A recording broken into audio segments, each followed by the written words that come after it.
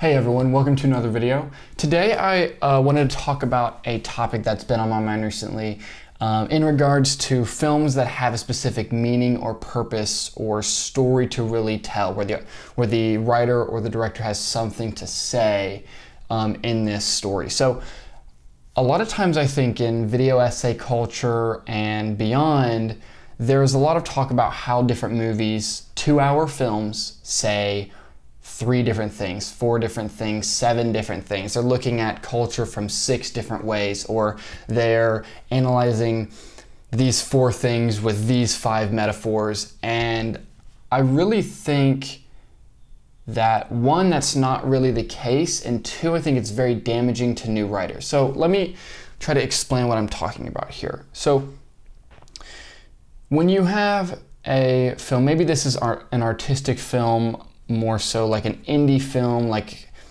something that would be more in line with like A24, or when you have something that is more culturally relevant, but still supposed to have something to say.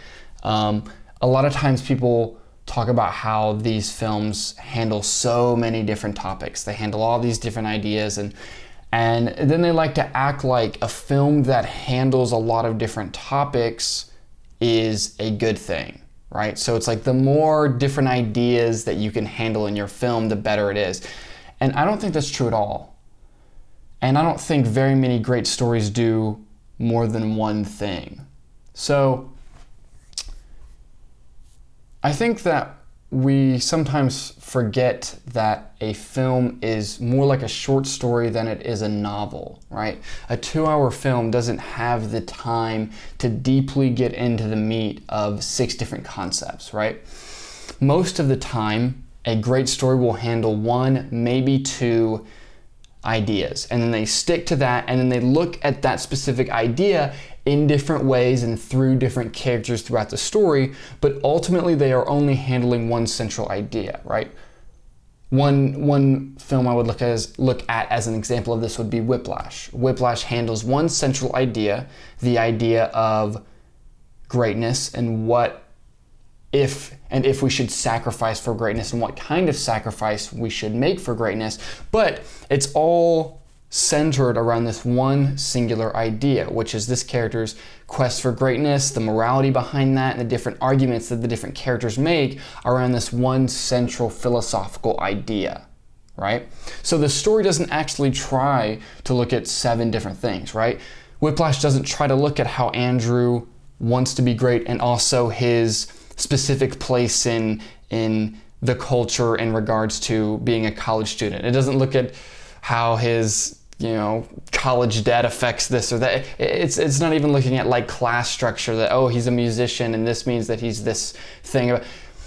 What the movie does is focus on 1 specific idea, and it focuses on that 1 specific idea throughout the entire film and leaves the audience with 1 specific question at the end of the movie.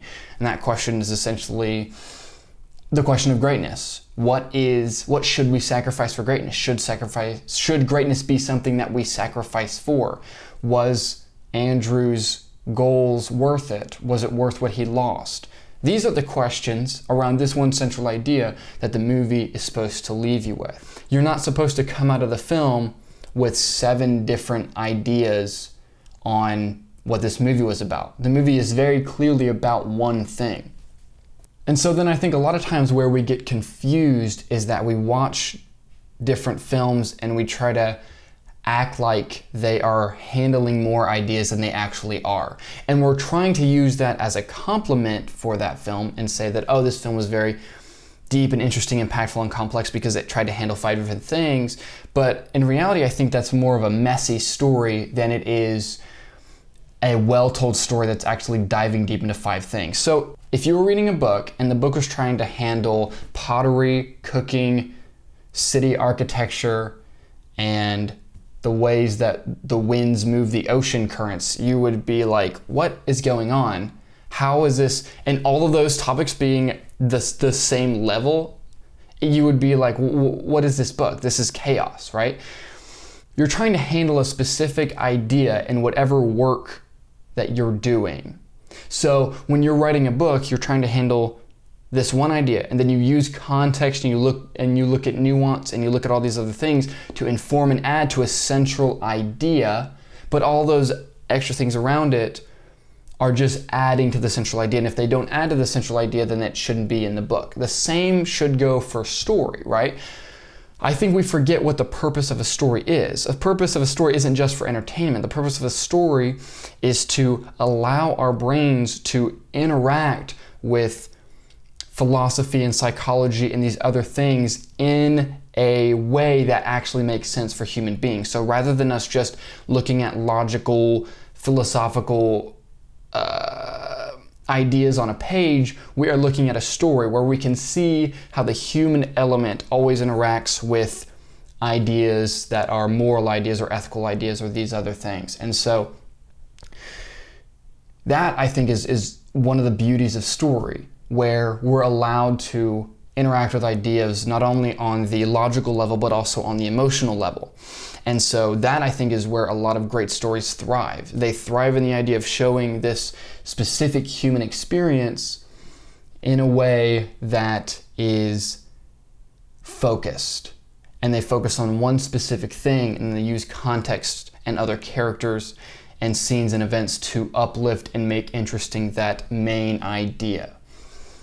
And so when a story comes out and nobody understands it and everybody finds it confusing and weird, a lot of times people try to assign meaning to it that it doesn't have to try to make it seem interesting. And then they say, oh, it did these 7 things that were so intelligent. And reality is, it just wasn't. And I think that a lot of times there's this idea that because a story isn't easily understood, that makes it more intelligent and deeper than other stories.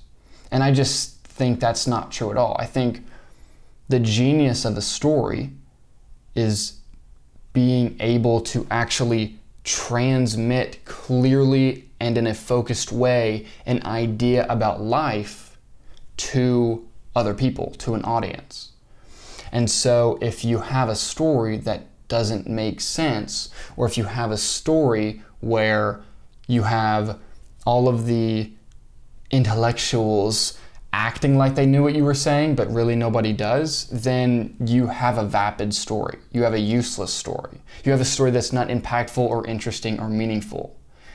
And so I think that what this does to new writers is it makes new writers feel that they have to put 18 ideas into their stories. And so they end up with these chaotic scripts where if you are a new writer, what you need to be doing is focusing on one singular idea. One idea that you build your entire story around.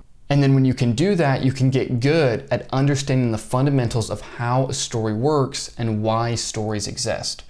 And then when you can do that, then you can start thinking about maybe how you're going to try and add to stories or try and add to your particular stories in interesting or unique ways in the long term. But I think a lot of the time, new writers try to write the most unique, original, 1,000-idea, interesting story that they can possibly come up with, and then they're left scatterbrained, confused, unfocused, and with 25 pages of a 200-page script.